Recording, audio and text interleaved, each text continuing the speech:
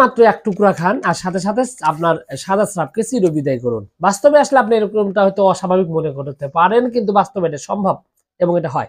এবং এটা কিভাবে হয় তো আপনি ভাবতে পারেন যে আসলে ভাই সাদা স্রাব এত পুরাতন, বছরের পর বছর যাবত চলতেছে, এটা ভালো হচ্ছে না। সাদা স্রাবের কারণে হাত পা শরীরে ব্যথা, মন মেজাজ খিটখিটে হয়ে থাকে, ভাল লাগে না, মেজাজ গরম হয়ে থাকে, এমনিতেই কোনো কারণ ছাড়াই সবকিছু এলোমেলো লাগে, ঝামেলা লাগে। এরকম একটা রোগ, যে রোগের কারণে দিন দিন শরীর শুকিয়েই যাচ্ছে, শরীরে কোনো উন্নতি নাই, প্রস্রাবের রাস্তায় জ্বালা পোড়া করে, ইনফেকশনের মতো একটা ভাব চলে এসেছে।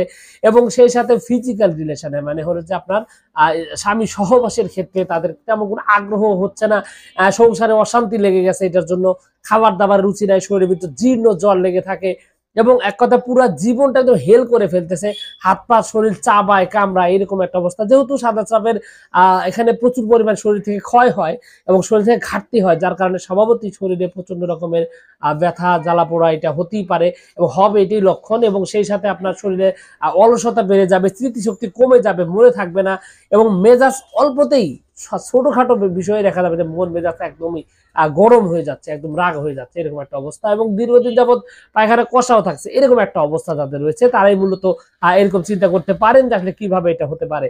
বাস্তবিকভাবে আসলে যে জিনিসটা আপনি পানের সাথে মানে এক টুকরা করে চিবিয়ে খাবেন, সেই জিনিসটার নাম হলো জয়ত্রিক। জয়ত্রিক হলো একটা মশলা, এই মশলাটা আসলে আমরা অনেকেই পেতে পারি। তবে এখানে একটা বিষয় আমি বলে দিই ওষুধের ব্যাপার, শুরুতেই আপনি ভিডিও স্কিপ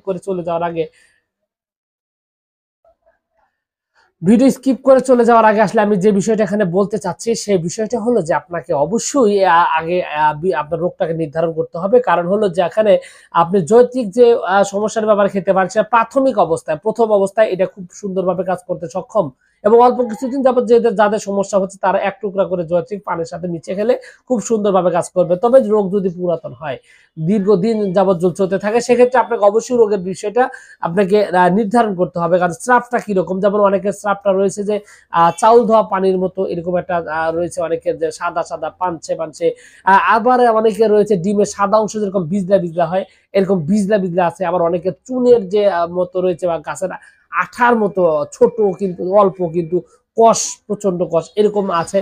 তো এরকম যাদের সমস্যা রয়েছে তাদের ক্ষেত্রে কিন্তু আসলে সমস্যাটা বেশ জটিল, তাদেরকে ভালোভাবে চিকিৎসা নিতে হবে। এক্ষেত্রে হোমিওপ্যাথি, আয়ুর্বেদিক সব ক্ষেত্রেই ভালো রকমের কিছু চিকিৎসা রয়েছে। আয়ুর্বেদিক ওষুধের মধ্যে অন্যতম একটা ওষুধ নাম হলো পত্রাঙ্গা সব। এই ধরনের সাদা স্রাব ভালো করার জন্য পত্রাঙ্গা সব খুবই সুন্দরভাবে কাজ করে। এবং সেই সাথে আরো বেশ কিছু ওষুধ রয়েছে, যেমন আপনার রজ প্রত্যাবর্তনী, এক্ষেত্রেও বেশ ভালো রকমের কাজ করে। এবং রয়েছে আপনার আরো ওষুধের মধ্যে আপনার রয়েছে আপনার অশোকারিষ্ট রয়েছে, এরকম বেশ কিছু আয়ুর্বেদিক ওষুধ রয়েছে। তবে একটা বিষয় হলো যে আপনাকে রোগ যদি দীর্ঘদিনের হয়, রোগ যদি বহু দিনের হয়, পুরাতনের হয়, তাহলে আপনাকে অবশ্যই এই ওষুধের এটা খাওয়ার পাশাপাশি আপনাকে ভালোভাবে চিকিৎসাও নিতে হবে। এক্ষেত্রে আপনাকে অবশ্যই একজন অভিজ্ঞ ডাক্তারের সাথে কথা বলতে হবে এবং কথা বলে আপনি যদি হোমিওপ্যাথি অথবা আয়ুর্বেদিকের মাধ্যমে চিকিৎসা নেন, তাহলে দেখবেন যে আপনার এই রোগটা পুরোপুরি ভাবে সুস্থ হয়ে যাচ্ছে। এক্ষেত্রে আমি আসলে আয়ুর্বেদিকের কথা বললাম, হোমিওপ্যাথি ওষুধে কিন্তু অনেকগুলো রয়েছে, যেমনটা বোরাক্স রয়েছে, রয়েছে ববিস্টা রয়েছে, রয়েছে পালসেটিলা, এরকম অ্যাগনেস কাস্ট রয়েছে এবং আপনার কলোফাইলম রয়েছে, অসংখ্য ওষুধ রয়েছে যে ওষুধগুলো আপনার এই পুরাতন সাদা স্রাবকে চিরদিনের জন্য বিদায় করতে সক্ষম। এবং স্থায়ীভাবে রোগটা ভালো করতে গেলে আপনাকে অবশ্যই এটা খুবই সুন্দরভাবে কাজ করবে এবং আপনার সমস্যাটা চিরদিনের জন্য সমাধান করার জন্য সকল কাজ কিন্তু হোমিওপ্যাথি এবং আয়ুর্বেদিতে রয়েছে। তো সবশেষে কথা এটাই যে রোগটা যদি বেশি পুরাতন হয় আপনাকে অবশ্যই এই কাজটা করতে হবে, আর নতুন হলে এটা করবেন। আর পাশাপাশি পায়খানা যদি কষা থাকে কষাটা দূর করবেন এবং দীর্ঘদিন যদি কষা না থাকে এবং কষা যেন না থাকে সেই বিষয়টার দিকে আপনাকে খেয়াল রাখতে হবে। কারণ পায়খানাও যদি কষা থাকে তাহলে কিন্তু সাদা স্রাবটা বেড়ে যাবে। এবং আরো কিছু বিষয় রয়েছে যে অতিরিক্ত শারীরিক সম্পর্ক যারা করে তাদেরকেও সেটা কমাতে হবে, কারণ অতিরিক্ত ফিজিক্যাল রিলেশনের কারণে কিন্তু সাদা স্রাব এটা হওয়ার সম্ভাবনা রয়েছে।